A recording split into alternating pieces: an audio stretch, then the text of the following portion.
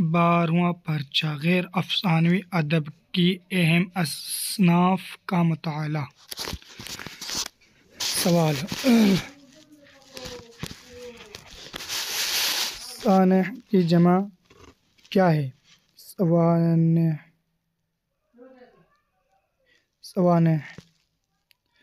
سوانح نگاری کا تعلق ذیل میں سے کس سے ہے؟ غیر افسانوی ادب۔ آٹو بایوگرافی کو اردو میں کیا کہتے ہیں؟ خود نوشت۔ اردو کا پہلا سوانح نگار کون ہے؟ مولانا حالی۔ حیات جاوید کس شخص کی سوانح ہے؟ سر سید احمد۔ سیرت النعمان کے مصنف کون ہیں؟ علامہ شبلی نعمانی۔ یادگار غالب کب لکھی گئی؟ 1896-97۔ ادا جعفری کا اصل نام کیا تھا؟ عزیز جہاں۔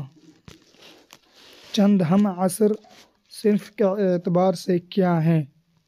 خاکوں کا مجموعہ۔ الطاف حسین حالی کی پیدائش کہاں ہوئی؟ پانی پت۔ مقبرہ رابعہ درانی کہاں واقع ہے؟ اورنگ آباد۔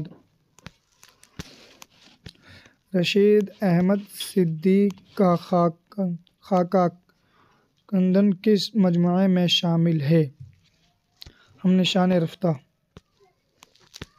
انشائیہ کے ابتدائی نقوش کس کتاب میں ملتے ہیں؟ سبرس۔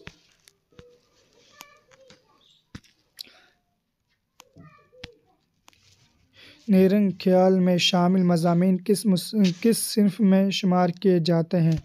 انشائیہ۔ پطرس بخاری کی پیدائش کہاں ہوئی؟ پشاور۔ کسی خاص شخص کی زندگی کی تاریخ سوانح ہے، یہ کس کا قول ہے؟ شمس الرحمن فاروقی۔ ذیل کی کون سی کتاب سر سید احمد خاں کی نہیں ہے؟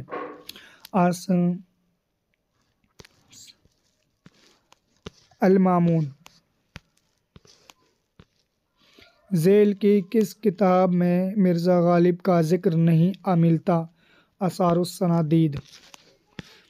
ادا جعفری کی خود نوشت کا عنوان جو رہی سو بے خبری رہی کس کے شعر سے لیا گیا ہے؟ سراج اورنگ آبادی۔ نذیر احمد کی کہانی کچھ ان کی کچھ میری زبانی کس کی کتاب ہے؟ مرزا فرحت اللہ بیگ۔ عصمت چغتائی نے اپنے بھائی عظیم بیگ چغتائی کا خاکہ کس عنوان سے لکھا؟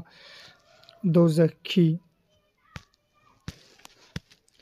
نام دیومالی کی موت کس وجہ سے ہوئی تھی؟ ہارٹ اٹیک کی وجہ سے۔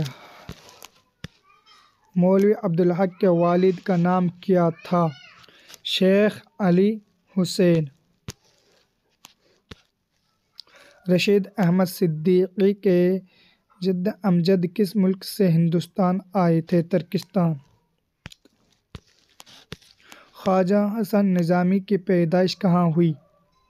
دہلی۔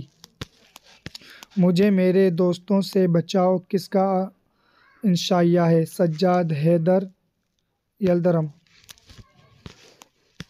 انسان کسی حال میں خوش نہیں رہتا کس کا انشائیہ ہے؟ محمد حسین آزاد۔ انشائیہ کو انگریزی میں کیا کہتے ہیں؟ ایزی۔ پطرس بخاری کی بیوی کا نام کیا تھا؟ زبیدہ۔ لاہور کا جغرافیہ کے آخر میں پطرس نے کتنے سوال دیے ہیں؟ 3۔